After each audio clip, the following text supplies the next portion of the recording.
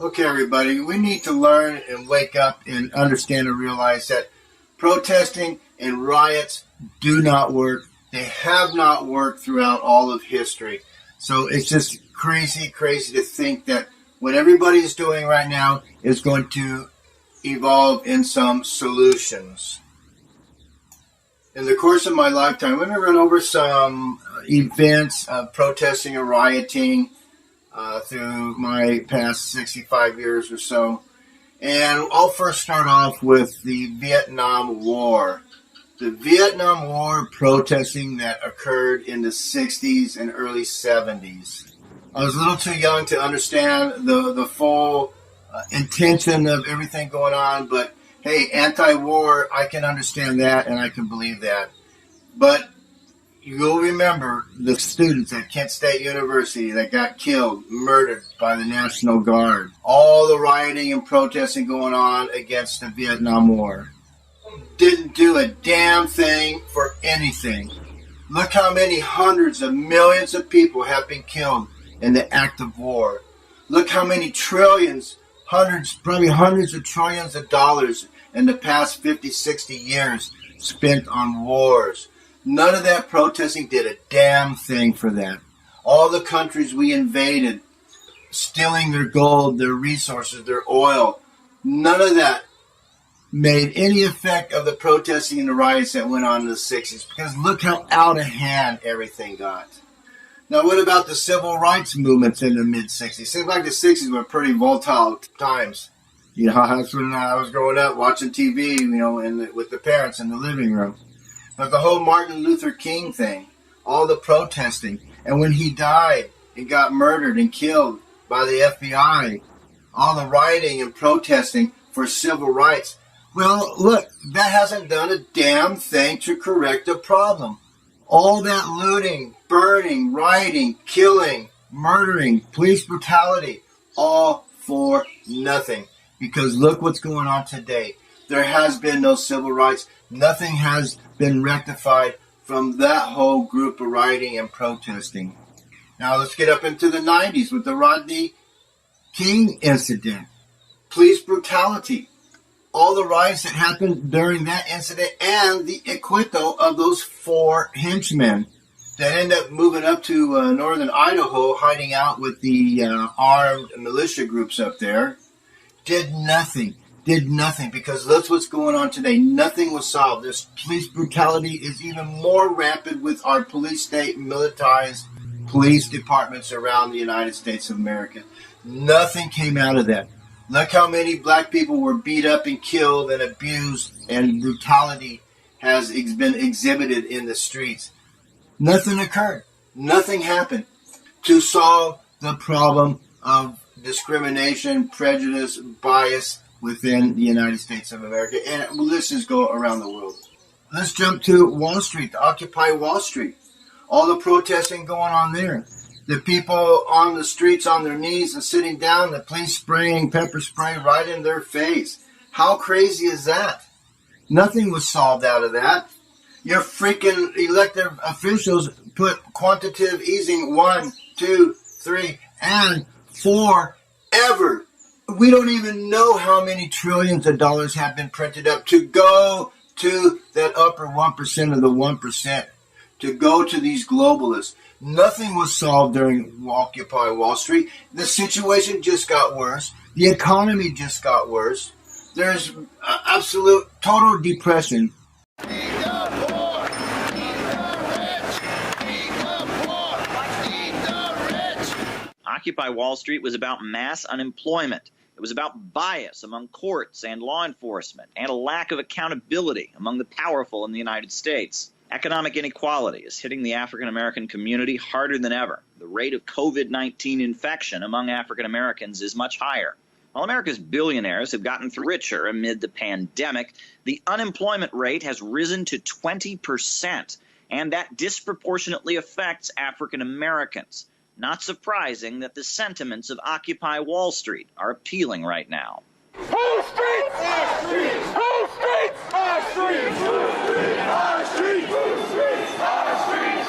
This is what democracy looks like! This is what democracy looks like!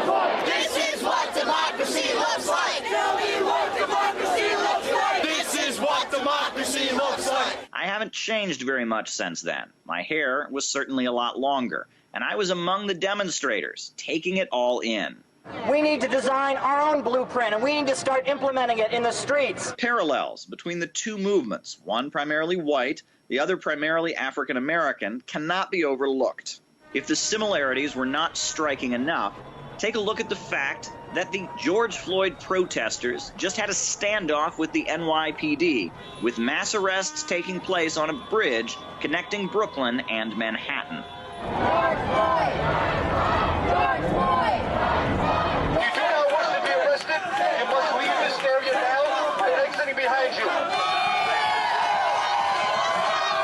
Now, to be fair, the police are dealing with a lot more street fighting and looting than they did during Occupy Wall Street. But OWS was not 100% peaceful either. And in both cases, the response to the protesters has been pretty heavy-handed repression.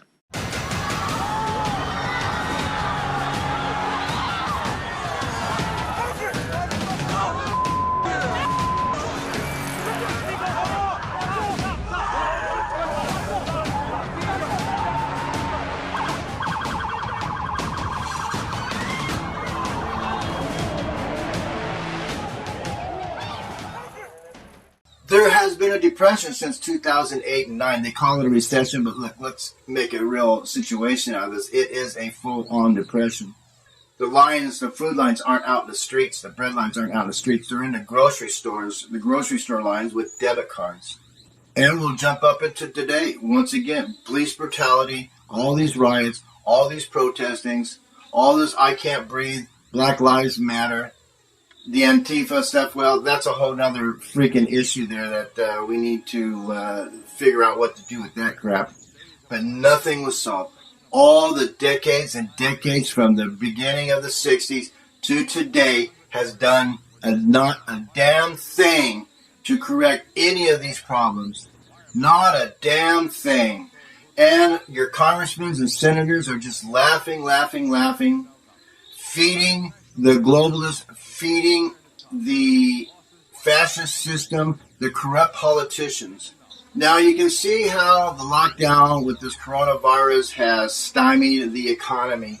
This is the whole part of my fiscal revolution, is to stymie the economy, but direct it towards specific corporations. We need to stymie the economy and boycott, divestment, sanction the corporations that are causing all this stuff. The corporations like the Nestle's, Coca-Cola, McDonald's, Cargill Foods, all these type of people. The banks, we need to do bank runs. We need to quit using petrol products. This is the people we need to go after.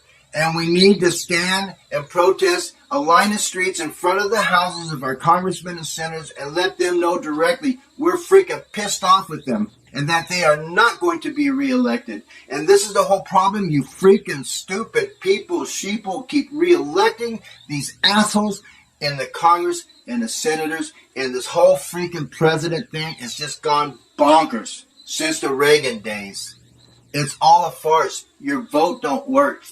Now, if you want to take back control of everything, you need to participate in the fiscal revolution and stop the money flow going to these jerks. You need to get rid of these incumbents and fire them off. You need to stop the money flow. Yes, it will create a financial, economic disaster, but that's when we have control of the disaster. Yes, a lot of people will lose their jobs, which they are now. I've been trying to promote this for 20-some years. Nobody will listen to me. I was on the international talk show circuit trying to promote this idea in the early 2000s. Everybody laughed at me. Well, I'm laughing at everybody now because if they would have listened to me back then, we wouldn't have had this problem. Yes, by engaging in the fiscal revolution, people will lose their jobs because you're stopping the money, the direction of money flow. Have control of it. People have always said, money speaks louder than words, but the lack of it will speak louder. And if you shut down these corporations, these globalists, these fascist corporations, and you stop the money flow going to them, you will bankrupt them. You will take them down. Yes, you're going to lose your job. That's okay. Go home. Spend that time with your kids. Get rid of all these extra crap that you don't need, that marketing myosis has brainwashed you, that you think you need and have to survive in society, which is all BS. It's all BS. You don't need 90% of the stuff that they have convinced you to buy and think that you can't function without. So you lose a job, 2-income family household, one person quit their job. Stay home with your kids. Homeschool your kids, because the whole education system, even with the Common Core and Agenda 21, is just a brainwashing laboratories for our young. Homeschool your kids. You'll save so much gas. Do your own landscaping. Clean your own pools. Clean your own damn house, you freaking pigs. Do your own laundry. Hang them out in the sun. There's so many ways you can make up the difference by saving money within your household by one job earner quitting their job and staying home and taking care of the household duties and chores. Hey, I would love to be a house husband. I would love to take that role in my household. You know, I could go on forever with this, but there's a link down there called the Fiscal Revolution, the Peaceful Revolution. It's a global protest, because these are freaking globalists that we're dealing with. They're causing all of these problems. First, the banks. You need to take down the banks. You need to quit paying off these loans and say F you, like Iceland did, and put these CEOs, these criminal CEOs, in jail. There's a whole list of these jerks out there that need to go to jail. And get these banks under control. Quit paying on your credit cards. Who cares about your credit? Who cares? You don't want credit anymore. That's what causes problems, this indebtedness, this slavery of indebtedness. So please take the time out and watch the Fiscal Revolution. Yeah, it's an older video. Unfortunately, it's one of the best hidden videos on the internet. But watch it. Watch the Marketing Myosis and understand why you're buying the crap that you're buying. Because it's a brainwashing effect, and they've had decades and decades and decades to work on this.